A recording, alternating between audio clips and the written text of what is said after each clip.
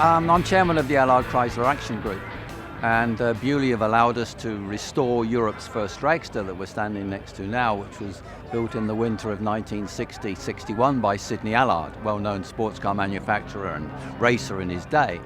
It had been donated to the museum a little while ago by Brian Golder, who'd done a part restoration.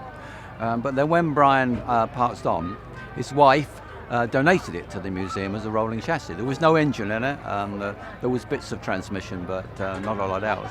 So we thought this is a really important car, and so it ought to be restored so people could see and hear what Europe's first dragster really sounded like. And so we set about raising the funds, raising the expertise. That took us about a year and a half. But eventually, due to sponsorship and just donations by people, we had enough to get an engine rebuilt so that it replicated as far as possible the engine that was originally in the car back in the 60-61. This had to be done in America. That took a year before we got it back. Everything takes a long time with the Allard, as you can imagine. You can't go to Halfords and buy the bits. We then put the engine back in, went out and raised more funds, started the restoration, and we based ourselves at Andy Robinson Race Cars, which is not too far away from here, just between Basingstoke and Reading. And Andy became our mentor for that time as we rebuilt it. Not a complete rebuild, but just so that we could test everything fitted and test that the engine fired up at the right time and all the rest of the stuff. That took another year. Then we stripped everything back out again, replated, re-chromed, primed, repainted, put it all back together again so that we had a car that could go out and be fired up. The car will never race again. No one in their right mind would want to race this car at 150 mile an hour, which is what Sidney Allard did, because the way we look at safety today is completely different to the way it was back in the day, as they say. But we wanted to fire it up, and we wanted it to be able to parade, i.e. drive under its own power.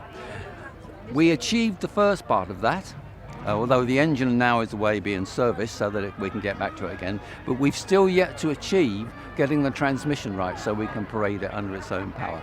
And that's our next task. By the end of this year, we certainly hope that we'll be in that position, but in the meantime we'll raise funds, we show it to people, talk about it because of its importance. The Americans love it. I mean, we get a lot of support from American suppliers, and the car itself, because it is Europe's first, is probably worth about £250,000 now, and it's owned by the National Motor Museum Beaulieu here, and it's protected because it is owned by the museum. And of course, custom cars and hot rods and drag racing go together. You might say drag racing is the hot rodder's sport. Goes back to street racing, which obviously we don't encourage. Don't try this at home, folks. But that's where the link is.